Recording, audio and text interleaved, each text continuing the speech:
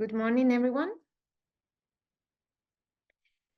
Thank you for being connected here today. I anticipate that more participants will join us shortly, but let's go ahead and get started.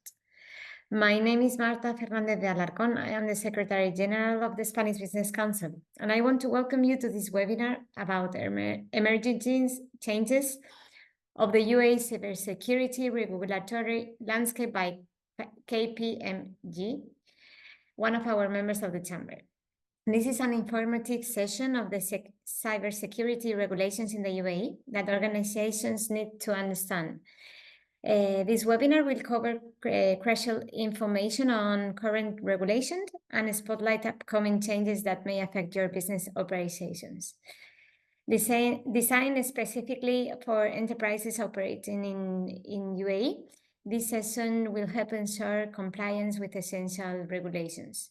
So today I'm thrilled to introduce our expert joining us today from KPMG, Dimitrios Petropoulos, cyber partner at the firm. With over 35 years of experience in information security, Dimitrios has worked with financial services, oil and gas enterprises, and government agencies across more than 20 countries. So I want to say thank you for the collaboration and your support, always very helpful in our purpose from the Chamber. So I don't want to waste time to our speaker. We can start now, and at the end of the webinar, we will explore a Q&A with all the speakers. Thank you so much. Good morning, all. Thank you very much for the invitation, Marta and Spanish Business Council. It's a pleasure and an honor to be here. Thank you so much for joining us this morning for this webinar. My name is Dimitri, and over the course of approximately the next 30 to 35 minutes, we will cover the cybersecurity regulatory landscape in the UAE, the regulation that enterprises operating in the UAE will need to be aware of, and also the regulatory frameworks that entities who aspire to come and establish operations in this country, they need to be aware of in order to be in full compliance. At the end of this session, there will be ample time for Q&A. Feel free also if you want to put questions in the chat, and we will take them at the end of this short presentation. So very briefly, we will cover the need for a cybersecurity regulatory landscape, what actually happens nowadays in the UAE and what the current state of the regulatory landscape is around cybersecurity, who the main players are and what the main regulations are, the emerging changes and how the future of cybersecurity regulations in the country looks like. And then we will just close with some cybersecurity considerations. Before we start, perhaps it would be interesting to ask ourselves, do we need cybersecurity regulations? Well, we can ask an even deeper question. Do we need cybersecurity and information security? But given that we work, we play, we socialize, and realistically, we live online, and every possible aspect of human life is deeply relying on information technology. And the fact that so much information nowadays has moved from the physical to the virtual world, and that information has value, it is quite natural to understand that information security is required to safeguard this valuable information.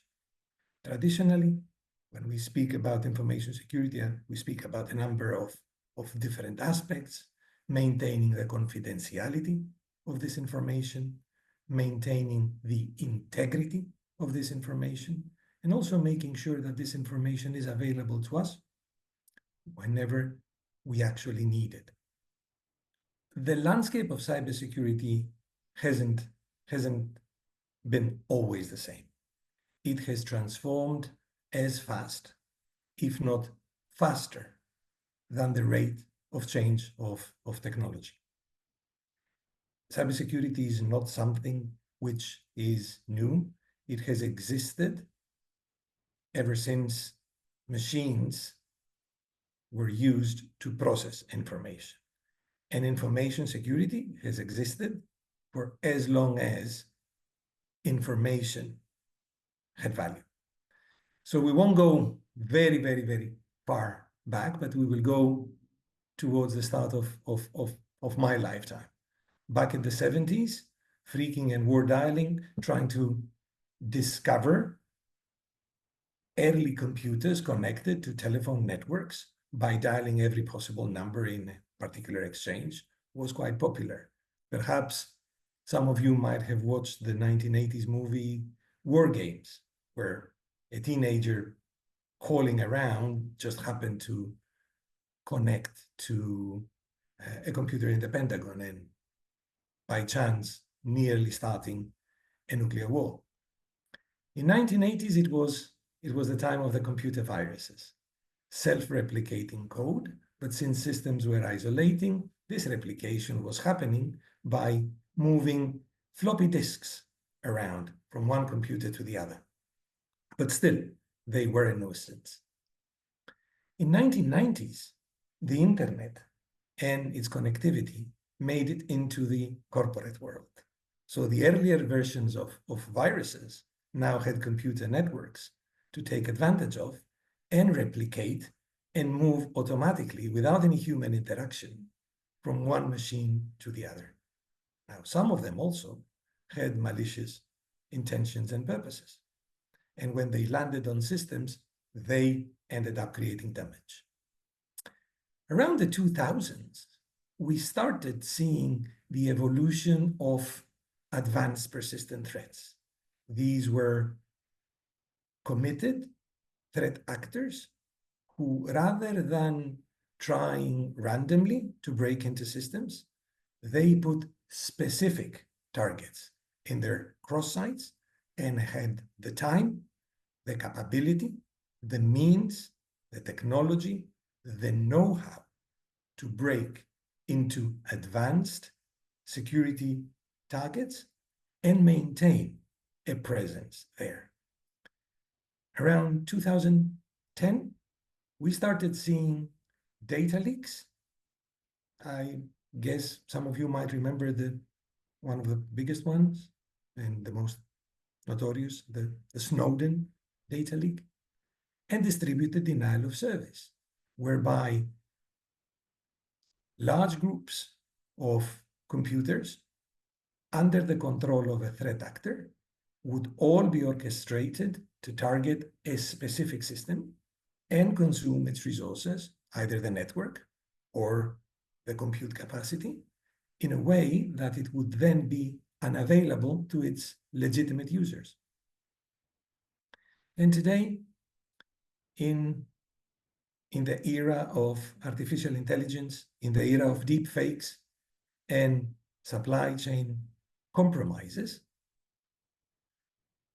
it is a completely different landscape and one that we can only try to imagine how things are going to evolve. What happens in the UAE? The UAE is a technology-powered and a technology-focused country. Part of the national strategy is leveraging technology, and there are a number of stated goals to make UAE a global leader in a number of areas. Too numerous to mention here, but one of them is, for example, artificial intelligence.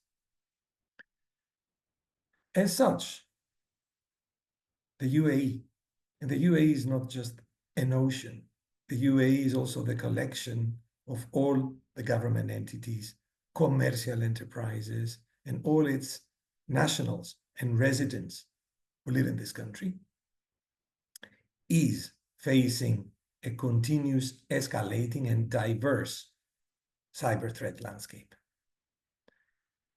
These statistics come from a regulatory powered research that was done for last year. And as part of that research, 14% of all the different attacks the nation faced were originating to other nation states. Also, a nation can always expect the level of the cyber threat to be commensurate to geopolitical tensions. 21% of the total incidents were down to insider threat. So they originated from within the organization. And approximately 30%, 29%, originated to known cybercrime actors, threat actors whose were driven by profit, and they commit cybercrime as a means of conducting criminal activities rather than the physical world online. And it's, again, only logical that crime has moved from a physical world to the digital world. If someone wants to rob a bank, because that is where the money is, they need physical access to the bank, and they are also constrained by the number of banks that they have in their proximity. Moving that crime online enables them to attack every potential bank that is connected, and it places a lot of distance between them and their victim. And again, money is nothing more than entries into a digital ledger in some financial entity. The top targeted industries were telecommunications and computer services. The average cost of a data breach in the UAE is slightly higher than the global average. And for last year, it currently stands at nearly $7.5 million. So an organization, once it tries to quantify the cost of an incident, approximately this is $7.5 million. And this is just for the quantifiable areas of a data breach. Areas like erosion of trust and the tarnishing of a good corporate name cannot always be immediately quantified. In terms of incident severity, 3% were critical, and that means they were threatening the survival of the organization. 23 high, 58 medium. And organization size, the majority of them were large organizations. So with such a diverse and evolving threat landscape, and with so much at stake, it is not a surprise when regulators step in and start defining regulatory frameworks around information security and cybersecurity practices. This is because it is in their mandate to ensure the smooth functioning and the resilience of the areas that they oversee. And since the economy is digital, cybersecurity also needs to be regulated. What are the main reasons that drive regulators to issue regulations?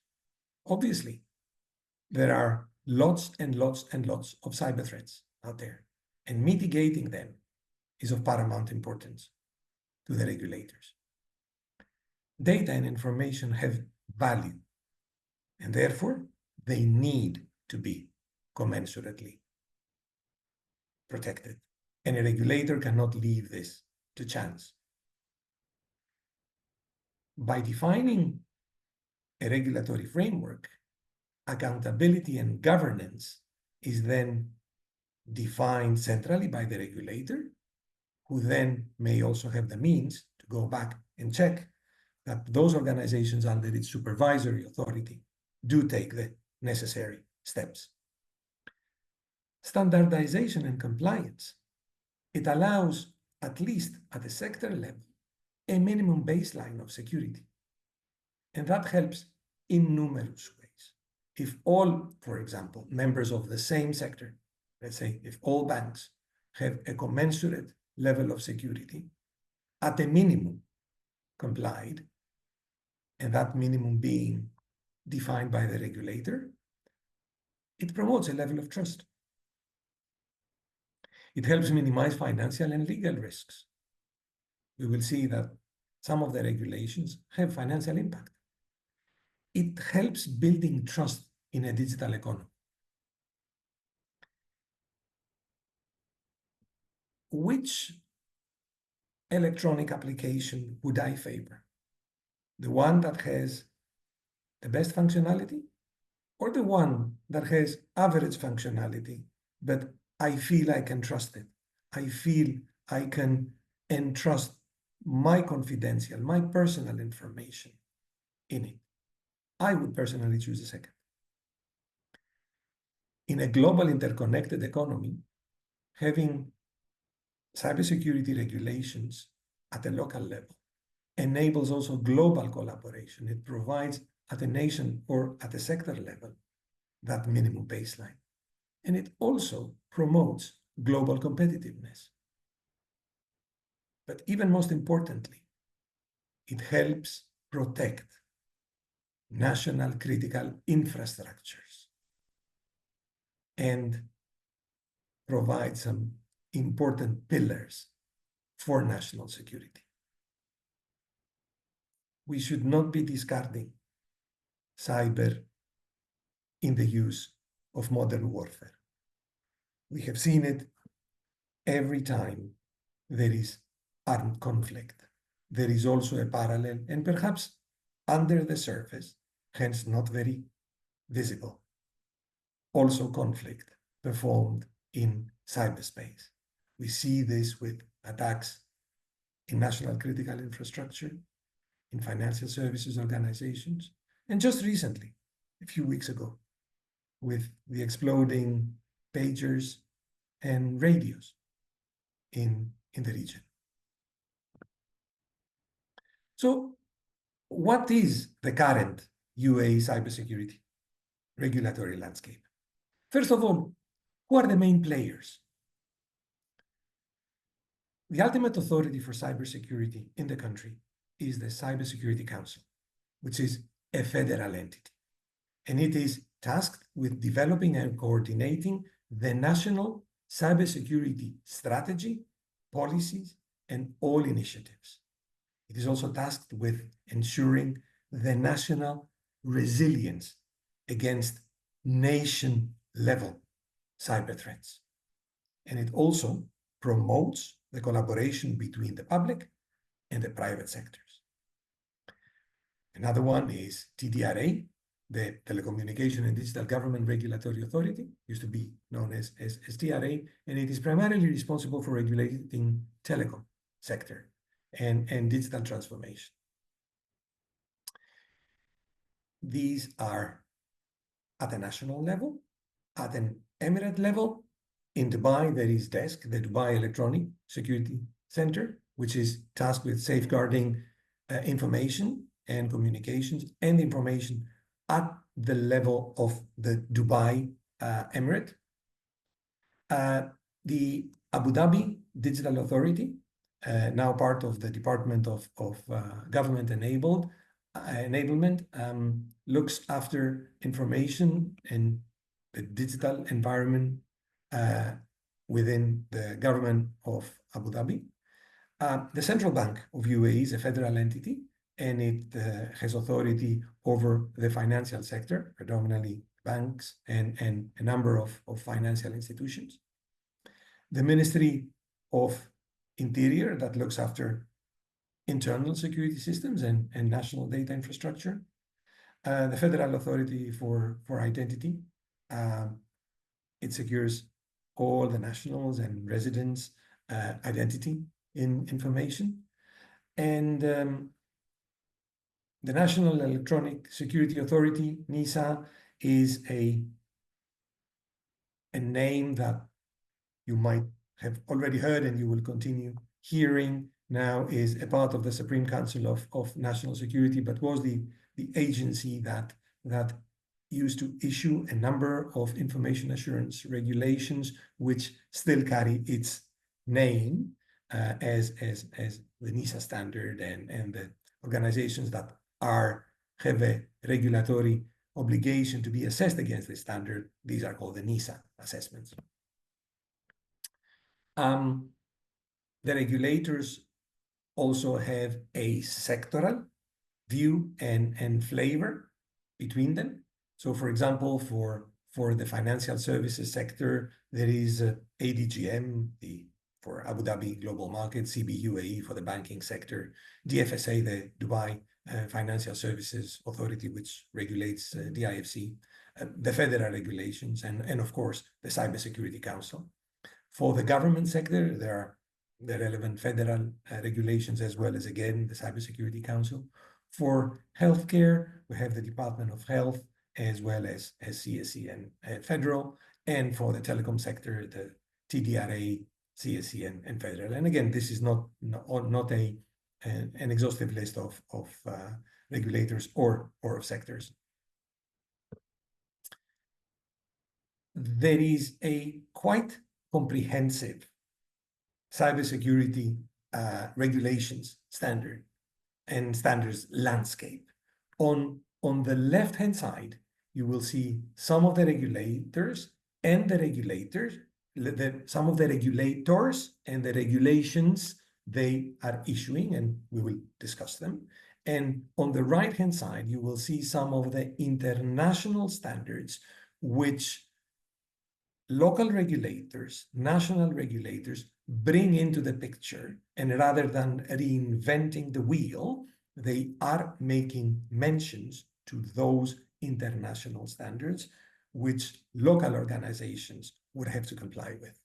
So from a CSE perspective, starting from the beginning, we have the Information Assurance Regulation. This was used to be called the NISA regulation, and a number of national policies, as well as the National Cybersecurity Strategy, which is a non-public document.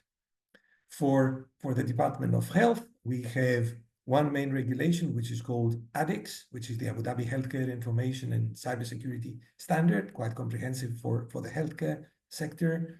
For DFSA, the Financial Services Authority, again regulating DIFC, we have the DFSA Cyber Rule Book, but also for DIFC, we have DIFC Law number 5, which was issued in 2020. This relates to data protection, and it predates the federal data protection law, which was issued in 2021. That is the UAE data protection law, safeguarding, protecting the confidential information of people. The Central Bank of the UAE, CB UAE, issues regulations that are aligned to SWIFT, and SWIFT is the Society for Interbank Financial Telecommunications. It's a cooperative for fund transfers. Any of you who have sent funds from a local bank abroad, this is executed over the SWIFT network with SWIFT messages. CB UAE makes it mandatory for all the banks to be assessed at an annual basis against the UAE Information Assurance Regulation. Also PCI DSS, which rather than a regulation, it's a contractual obligation for those issuing and accepting credit card transactions, but CB UAE is also making it mandatory for the banks. It doesn't just leave it to the discretion of the financial institutions to comply with the card issuers, with account brands. There is also consumer protection regulations in the UAE. Some more federal level health laws, cybercrime law, and information security regulations issued by the Emirate of Dubai, as well as ADSIC, which is the old Abu Dhabi Systems and Information Center, which is part of ADA now, the Department of Government Enablement in Abu Dhabi, which affects predominantly the government entities in Abu Dhabi. From an international standards level, there is a range of international standardization organization standards that refer to information security or privacy, which local regulations make mention to. There's the Cloud Security Alliance with its own compliance frameworks, PCI, DSS for organizations that process, issue, accept, and process credit card transactions, the SWIFT Alliance, the National Institute of Science and Technology out of the US with a range of frameworks and controls for cybersecurity. The recent Digital Operational Resilience Act issued out of the European Union, which is cascading throughout the globe and effectively wants to ensure that not only organizations provide enough protection for their systems. Protection is a great first step, but it can never be enough.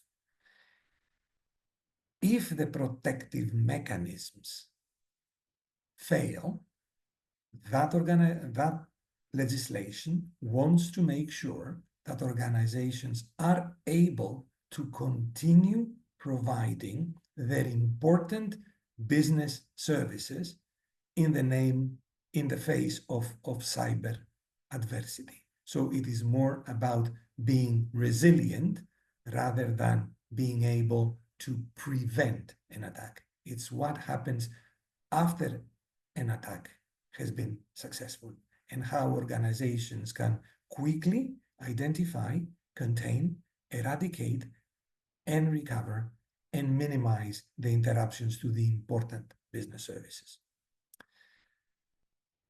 There are various data localization requirements depending on the regulators. There is, of course, the GDPR, which is for data privacy, and there are various system and organization controls that are required of various hosting environment operators like data center operators, or cloud operators in this country.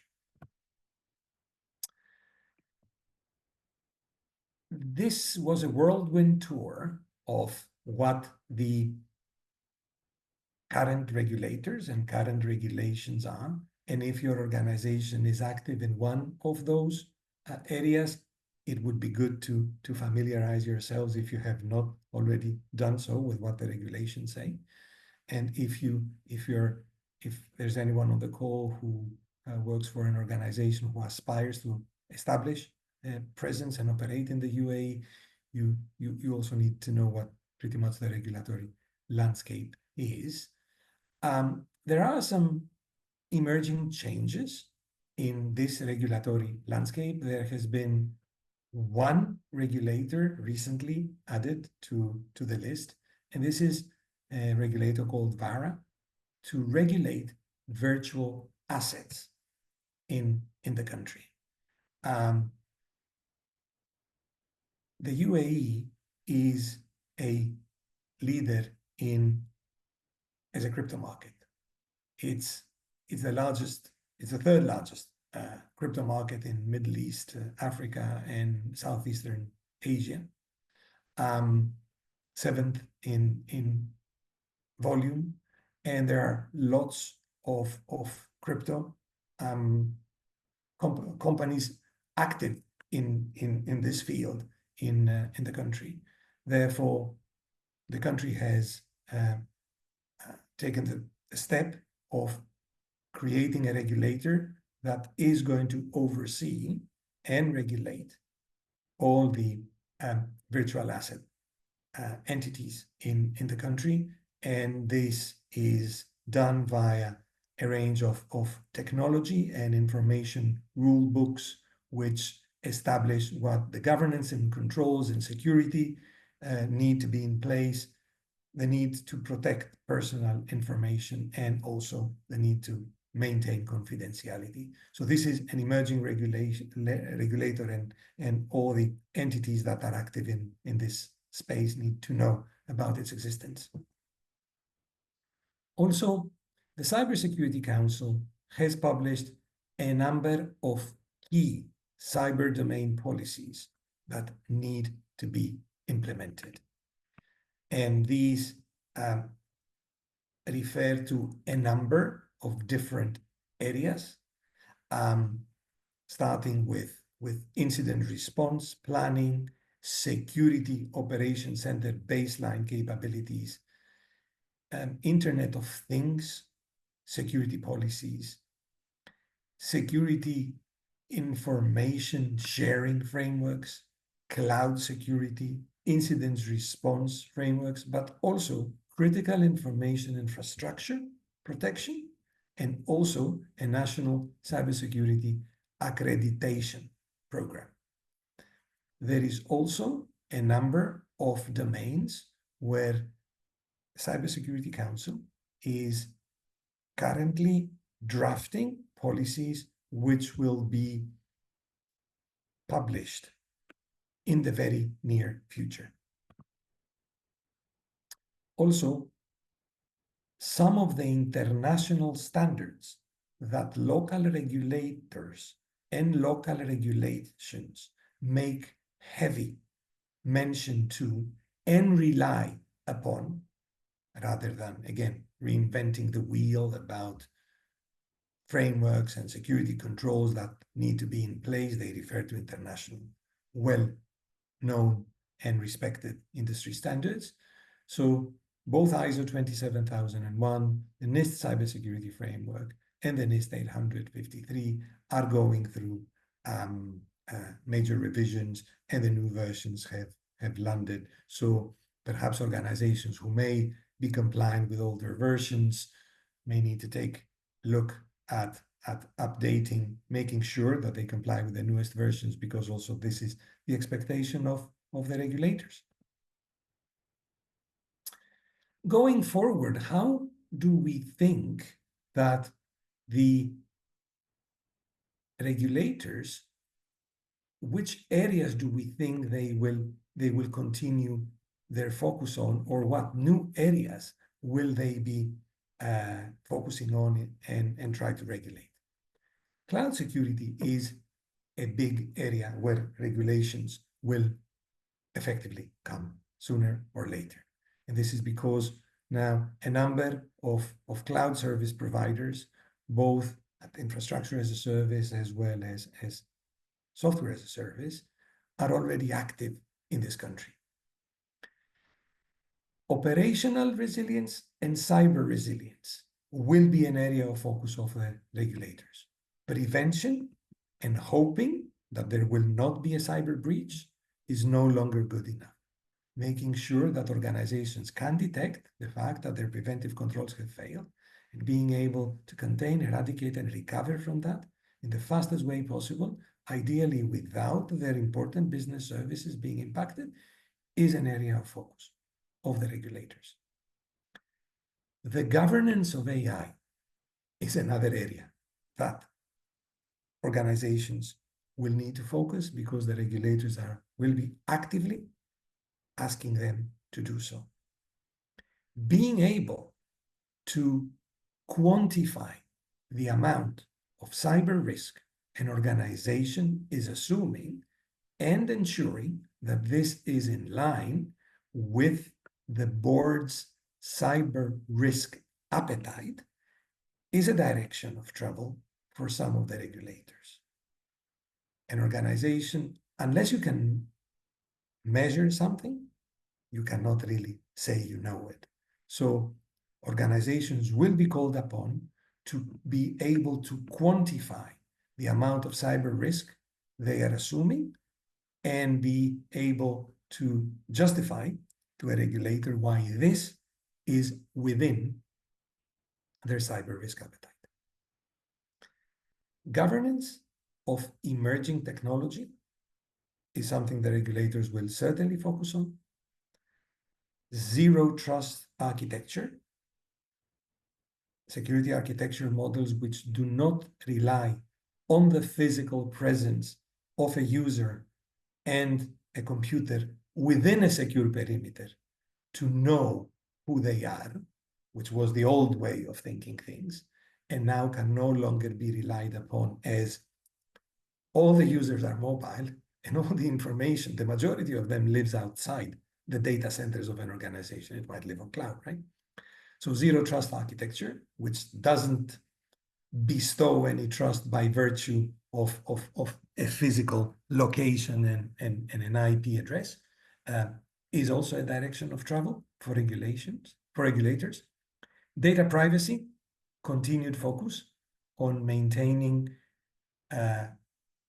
private information of physical, of natural persons private and avoid misuse, will continue to be an area of focus.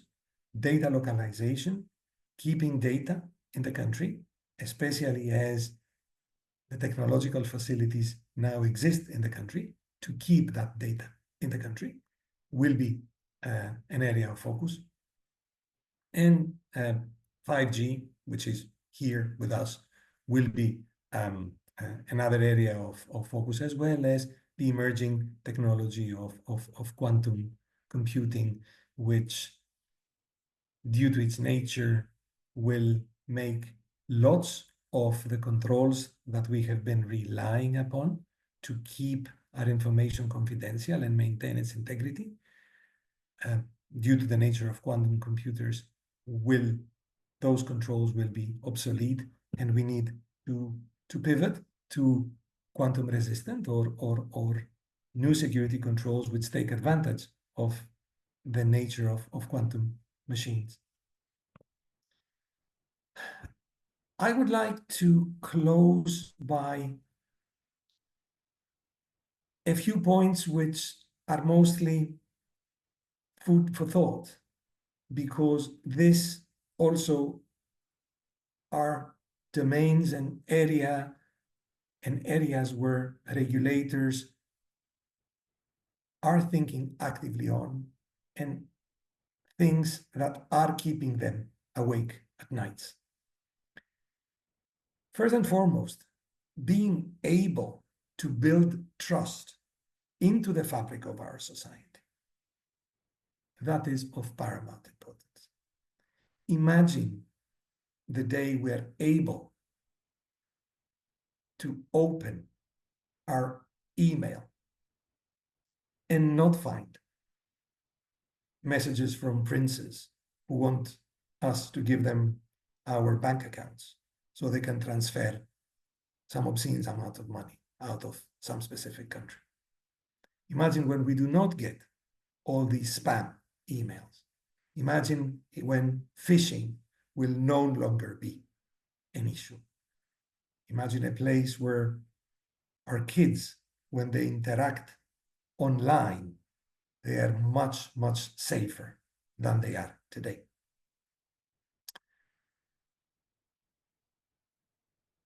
The regulators are actively looking for legal frameworks where the new world of people and technology enhanced with AI, both people and technology enhanced by AI, will be able to coexist.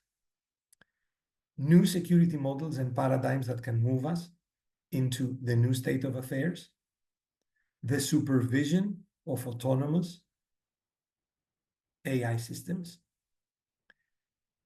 the collaboration the effective and timely collaboration between regulators and technologists, the ability to leverage all these advances in technology in order to be able to defend our organizations much better than we do now. And there is always this ongoing battle between attackers and defenders. Every new piece of new technology can be used for good, can be used as a threat. And ultimately, a set of regulations where we can think and we can implement what really matters to our society. On this note, I would like to thank you for your patience. Thank you for listening to me, and hand over back to Marta. Thank you so much, Dimitrios. Very clear information. Let's see if we have some questions. What institution do you see is the most threatened in the UAE? Banks, government, private sector? Sorry, what was the question again? Which institution? What institution do you see is the most threatened in UAE? Banks, government, private sector? That is an excellent question. I think different sectors face different threats. The banks, traditionally, because they are seen as the place where the money is, they have always been under considerable threats. However, because the banking and the wider financial sector is perhaps the highest regulated, and also because bankers have been doing risk management for millennia. This is what a bank does, risk management. It takes your deposits and it gives you back an interest, and it gives me a loan and it charges me an interest. And it needs to balance the risk of me not paying back my loan and you needing to withdraw your savings. Therefore, risk management is something that they do amazingly well. And because they're so heavily regulated, they are perhaps the most advanced sector in cybersecurity controls. The private sector traditionally has been seen as the weakest. And because the private sector also all stores and processes large number of personal information.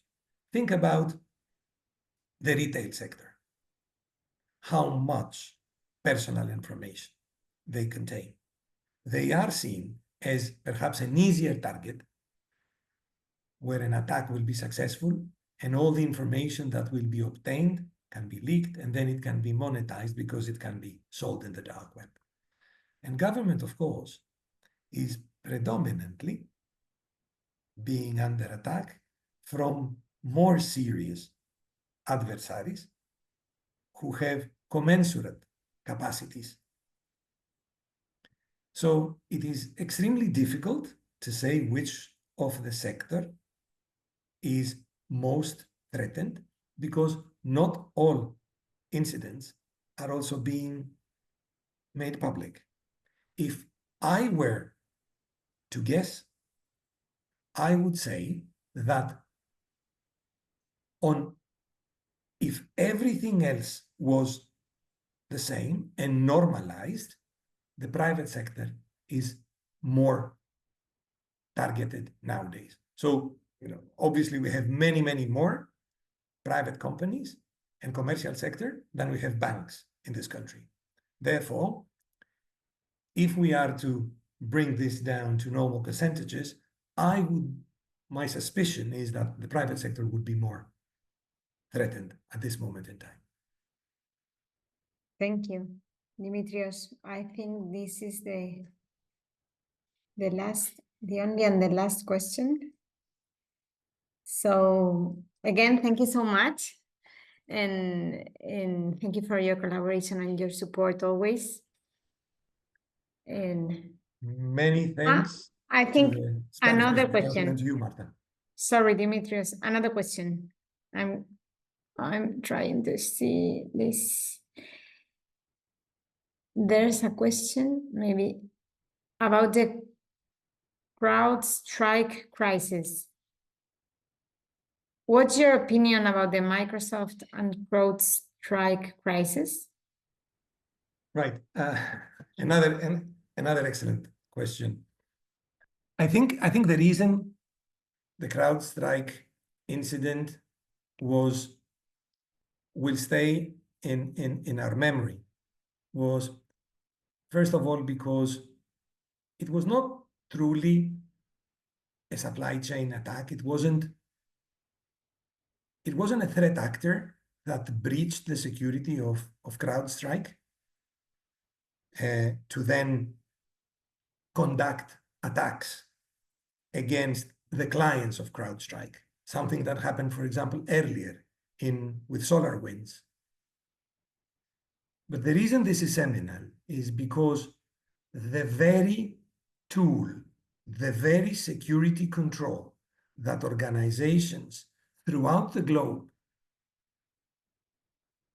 are relying upon to keep their critical national infrastructure systems secure, thwart attacks, and be alerted of something fishy happening on those systems. It was a mishap in the functionality enhancement of this particular tool that led to this large-scale outage. It was our own defense control that led it was our own defense control that we had deployed to keep our systems safe that ended up causing this outage. And the outage was extremely wide scale. In the US, the majority of the airlines were grounded. So what is my view? My view is that better software testing, moving things to production in a more systematic way, and perhaps being able to have faster transitions between what we have live and what we can fall back to are perhaps ways of mitigating this. But this will, again, live in memory as an inadvertent failure of a control we had put in place to keep our systems secure and available that led to a huge, large-scale lack of availability. Thank you, Dimitrios. I think we don't have any more. No? Okay. Okay, so thank you so much. And that's it. If we need some information to clarify something, we will get in touch with you. Okay, Dimitrios? Thank you. Thank you, Marta, and thank you to the Spanish Business Bye. Council. Have a nice day. Bye.